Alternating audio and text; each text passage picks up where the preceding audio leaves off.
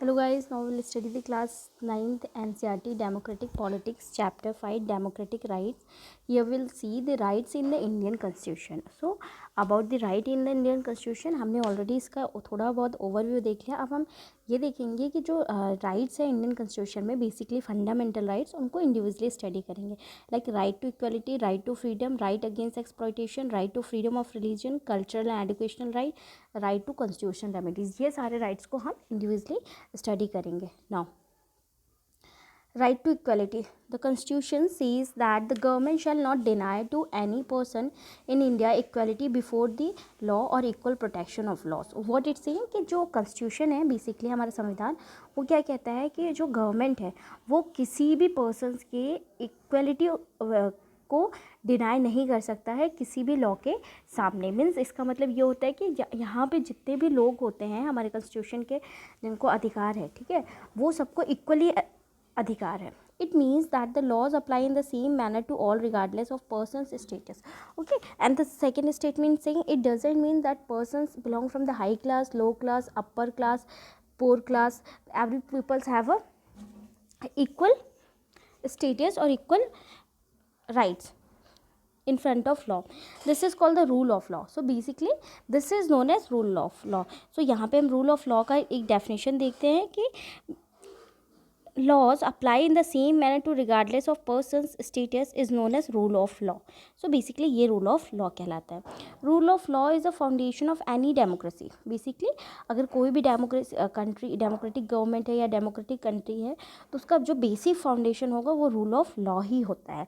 अगर किसी में रूल ऑफ लॉ है तो वो डेमोक्रेटिक कंट्री अच्छे से हो सकती है, डेमोक्रेटिक गवर्नमेंट का फॉर्मेशन अच्छे से हो सकता है.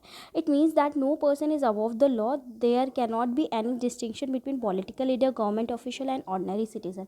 व्हाट इट सेइंग कि like there can not be distinction, there will be not distinction between the political leader, government official और ordinary citizen. Every one will be treated as a equally in front of the law.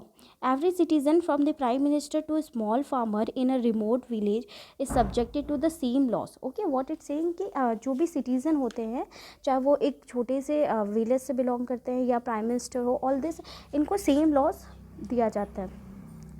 No person can legally claim any special treatment or privilege just because he or she happens to be an important person. Okay, what it's saying कि if there is some person, that person belongs from the high class society or some famous personality, okay, that person cannot be claim special treatments. ठीक है, just take the example of celebrities. Okay, celebrities are the famous person, but celebrities need to also follow the some rules and guidelines which are given by the government to the common people also. For example, a few years ago a former prime minister of country faced a court case on the charge of cheating. So basically जैसे हम एक example पढ़ते हैं कि कई साल पहले क्या हुआ था कि एक हमारे जो फॉर्मर प्राइम मिनिस्टर थे उनके ऊपर एक केस किया था चार्ज ऑफ चीटिंग का. The court finally declare that he was not guilty.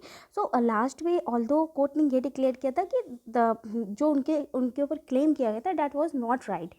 But as long as the case continued, he had to go to the court, give evidence and file the paper just like any other citizen. So okay, what it's saying कि जब तक उनका case चल रहा था court में basically उनको क्या करना पड़ता था. He was even the prime minister. You can just imagine that prime minister अगर is a such a authorized person और the such a head of the government, so वो किसी को भी अपने घर पे बुला सकते. But no, according to law उनको भी कोर्ट में जाना पड़ता था as a normal people. This basic position is further clarified in the constitution by spelling out the some implication of the right to equality. So this basic position, okay, what it's saying ki it doesn't mean you belong from the upper class, high class or the famous personality or the important part of the society.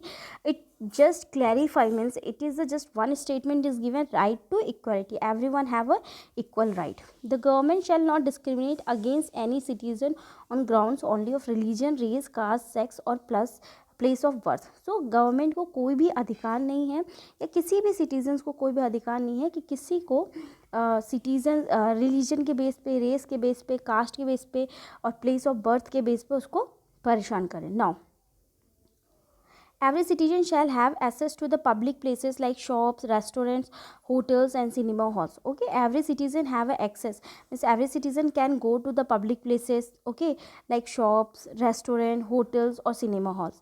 Similarly, there shall be no restriction with regard to the use of wells, tanks, bathing ghats, road, playgrounds and places of public resort maintained by government or dedicated to the use of general public. Okay, what it's saying ki, similarly we can also give the example or understand like there should be no restriction. Okay, no restriction like if suppose a Dalit class family is uh, staying near your home, okay, and there is some well, tanks, bathing ghats, playground, so no, you or your family or your society member cannot tell them कि don't come here and don't take this. ठीक है, basically ये ऐसा नहीं किया जा सकता.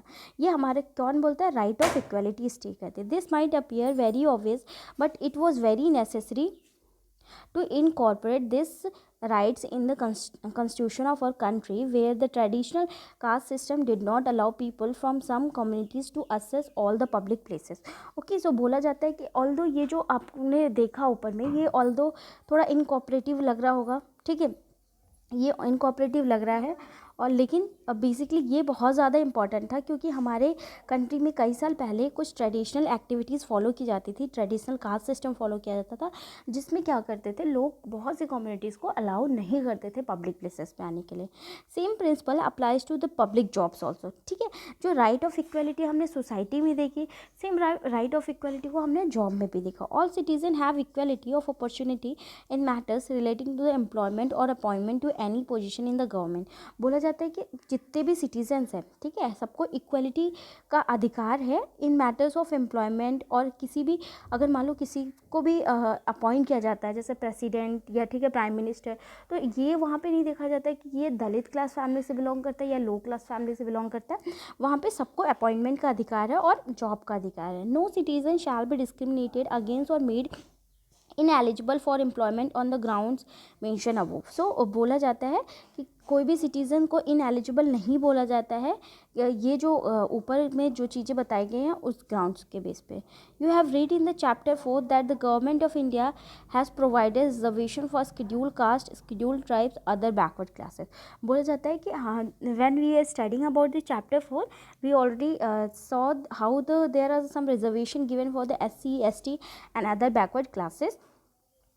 Various government have different scheme for giving preferences to women, poor और physical handicapped in some kinds of job. Okay, बोला जाता है कि बहुत से गवर्नमेंट्स हैं जिनके पास अलग अलग स्कीम्स है, ठीक है, अलग अलग उनके पास प्रेफरेंसेस हैं कि लोगों को इक्वालिटी दे, जैसे कि फिजिकल हैंडीकैप में, ठीक है, और कुछ जॉब्स में विमेंस को, ठीक है, all this kind. Are this reservation against the right to equality? So basically what it's saying कि हम यहाँ पे क्या पढ़ रहे हैं कि सबको एक इक्वलिटी हो, इक्वली ट्रीट किया जाए. लेकिन हम यहाँ पे देख रहे हैं कि जो SC क्लास है, ST क्लास है, अदर बैकवर्ड क्लास है, विमेन है, ठीक है, इनको कहीं ना कहीं जॉब में थोड़ी बहुत रिजर्वेशन मिलती है. तो क्या ये जो रिजर्वेशन मिल रही है ये अनइक्वालिटी कहलाएगा? Now just a minute. Yeah, they are not. For equality does not mean giving everyone the same treatment no matter what they need. Equality means giving everyone an equal opportunity to achieve whether one is capable of. बोला जाता है, देखो equality का मतलब ये नहीं है कि सबको इक्वली का अधिकार दो, ठीक है, ये नहीं है कि सबको इक्वालिटी का अधिकार, सबको इक्वालिटी का बेसिकली जो डेफिनेशन है वो ये कहलाता है कि सबको एक प्लेटफॉर्म ऐसा प्रोवाइड करो, जस्ट एक ऐसा प्लेटफॉर्म प्रोवाइड करो जिसमें अपॉर्चुनिटी को अचीव करने का सबको इक्वली अधिकार हो. Now sometimes it is necessary to give special treatment to someone in order to ensure equal opportunity. So basically क्या होता है कि कई बार ऐसा होता है कि कुछ लोगों को स्पेशल ट्रीटमेंट दी जाती है ताकि वो इंश्योर कर सके equal opportunity. This is what job reservation do. So basically यही जॉब रिजर्वेशन होता है. Just to clarify this, the constitution says that reservation of this kind are not violation of right to equality. तो basically जैसे कि हमारे संविधान में लिखा है वो ये बोलता है कि अगर हम इस प्रकार के राइट्स को रिजर्वेशन या फिर और चीज़ें इंक्लूड करते हैं, ठीक है, तो ये राइट टू इक्वलिटी का उल्लंघन नहीं करते हैं. मीन्स यहाँ पे राइट ऑफ इक्वलिटी फॉलो हो रही है. The principle of non discrimination extend to social life as well. The Constitution mentioned one extreme form of social discrimination, the practice of untouchability, clearly direct the government to put an end to it. बोला जाता है कि जो non discrimination का principal होता है basically वो हमें अपनी सोशल लाइफ में अडॉप्ट कर लेना चाहिए। ठीक है, आज भी आप देखोगे बहुत से विलेजेस होते हैं, ठीक है, बहुत से ऐसे प्लेसेस होते हैं स्पेशली विलेजेस में कि जहाँ पे दलित क्लास, SC ST क्लास के लोगों को छुआ नहीं जाता है, उन्हें एक अलग सा सोसाइटी दे दिया जाता है, वो वहीं पे रहते हैं और वो आपके घर इंटर नहीं कर सकते हैं। ये सारी चीज़ें, वो आपके बर्तन को नहीं छू सकते, आपके घर के मटेरियल्स को नहीं छू सकते। तो ये सारी चीज़ें, तो सोशल लाइफ को मेंटेन करने के लिए नॉन डिस्क्रिमिनेशन बहुत ज़्यादा इंपॉर्टेंट है। और बोला जाता है हमारे कॉन्स्टिट्यूशन ने इसका बहुत अच्छे से ख्याल रखा है, इस चीज़ों को बहुत ऊपर में माना है। क्योंकि हम अगर डॉक्टर भीमराव अंबेडकर जी की बात करें तो he also belong from the low class society और उन्होंने इस चीज़ के लिए बहुत अच्छा स्टेप लिया है। ठीक है, और जो अनटचेबिलिटी, सोशल डिस्क्रिमिनेशन, ये सारी प्रैक्टिस होती है उसको ख़त्म करना होगा। The practice of untouchability has been forbidden in any form. तो बोला जाता है किसी भी फॉर्म में अनटचेबिलिटी, नॉन डिस्क्रिमिनेशन को, डिस्क्रिमिनेशन अगर होता है तो उसको हम फॉरबिडन करेंगे, उसको हम अडॉप्ट नहीं कर सकते।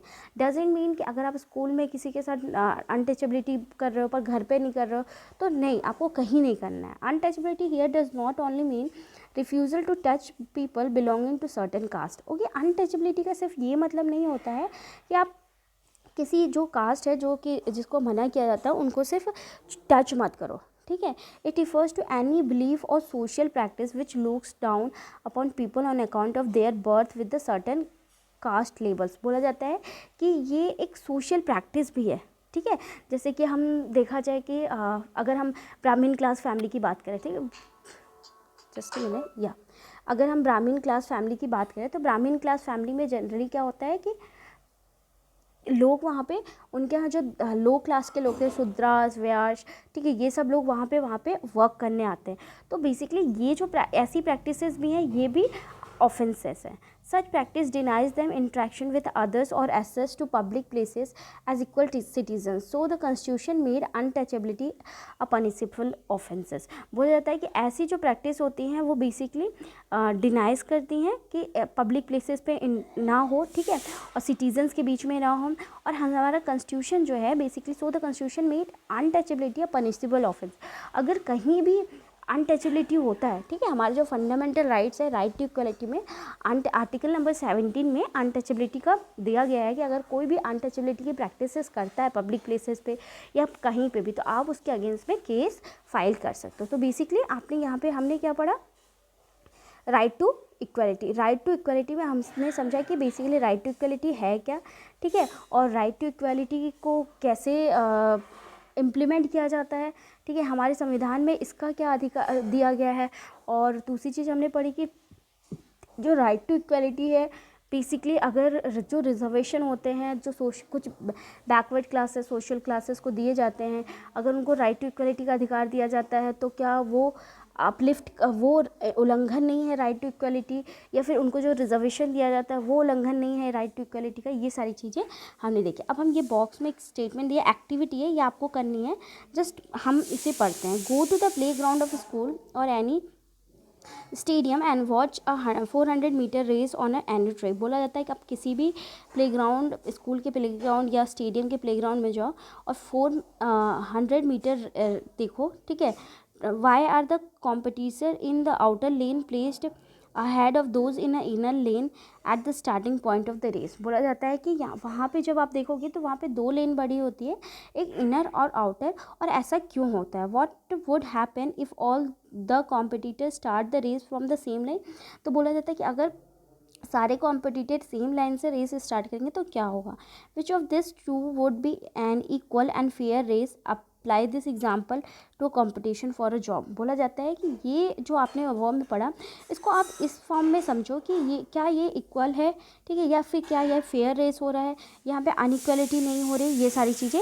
और इसको आप समझ के इसको अप्लाई करो कि ये जो एग्जाम्पल हमने पढ़ा है एक कंपटीशन जॉब के लिए है, ठीक है। अगर आप उस रेस में फर्स्ट आते हो तो आपको अच्छी जॉब मिलेगी, ठीक है। Now observe any big public building, is there a ramp for physically handicap, are there any other facility that make it possible for physically handicap to use the building in the same ways as anyone else. बोला जाता है कि आप देखो कि कोई public building है वहाँ पे कोई फिज़िकली हैंडीकैप्ड के लिए कोई सेक्शन है, या फिर वहाँ पे जो फिज़िकली हैंडीकैप्ड पर्सन होगा उसको यूज़ करने में कोई चीज़ें परेशान नहीं होगी. So this special facility be provided if it leads to extra expenditure on the building. बोला जाता है क्या वहाँ पे स्पेशल फैसिलिटीज़ दी जाएगी. ठीक है, अगर वो एक्स्ट्रा एक्सपेंडिचर लगेंगे उस बिल्डिंग पे, मान लो अगर एक्स्ट्रा पैसे लगेंगे तो क्या उसमें कुछ फैसिलिटी दी जा सकती है. Do this special provision go against the principle of equality. तो बोला जाता है क्या ये जो स्पेशल प्रोविज़न दिया गया है, जैसे कि हमने इक्वालिटी में क्या पढ़ा कि किसी भी पर्सन को स्पेशल प्रोविज़न नहीं दिया जाएगा. ठीक है, प्रोविज़न नहीं दिया जाएगा. लेकिन यहाँ पे हम देख रहे हैं कि जो हैंडीकैप्ड पीपल्स हैं उनके लिए बिल्डिंग्स में अलग से सेक्शन बनाया जा रहा है. ठीक है, इवन आप देखते हो कि बहुत से जो पब्लिक प्लेसेस होते थे वहाँ पे जो विमेंस होती हैं, ठीक है, मदर्स, उनके लिए एक अलग सा सेक्शन रहता है अपने बच्चों को मिल्क फीड करने का. तो बेसिकली यहाँ पे हमने ये सारी चीज़ें समझी. और थर्ड चीज़ें जो है यहाँ पे देखो many forms of untouchabilities are given. ठीक है, इसको हम समझेंगे. इन 1999 P. Sainath wrote a series of newspapers in the Hindu describing untouchability and caste discrimination that was still being practiced against the Dalit or person belonging to the scheduled caste. बोला जाता है कि अगर हम 1919 की बात करते हैं तो वहाँ पे P Sainath who was one writer, उन्होंने एक न्यूज़पेपर में लिखा था द हिंदू में. उन्होंने बताया था कि कैसे अनटचेबिलिटी और शेड्यूल कास्ट को प्रैक्टिस किया जाता है अभी भी. ठीक है, he travel to various part of the country and found that in many places. ठीक है, वो बहुत से कंट्री के अलग अलग जगह पे गए और उन्होंने बहुत से प्लेसेस में ये सारी चीज़ें अनप्रैक्टिस को समझा. Tea stalls kept two kinds of cups, one for the Dalits, one for the others. बोला था कि वहाँ पे जनरली दो टी स्टॉल लगे थे. एक जब वो जा रहे थे तो उन्होंने देखा कि वहाँ पे बेसिकली दो स्टॉल्स लगे थे. एक जो था वो दलित के लिए था, ठीक है, दूसरा जो जनरल पीपल के लिए था. Barber refuse to serve the Dalit clients. आप देख सकते हो कि स्टिल, ठीक है, मैं आपको ये बोल रही हूँ कि अभी इंडिपेंडेंस होने के इतने 70 साल के बाद भी कंट्री में ये सारी प्रैक्टिसें चली जाती. तो ये हम 1999 की बात करें, उस टाइम पे तो बहुत ज़्यादा होगा. तो हम देख सकते हैं कि कैसे दलित क्लास लोग के लिए अदर प्रकार का कप्स रहता था. ठीक है, और टी स्टॉल्स दोनों के लिए अलग रहता था.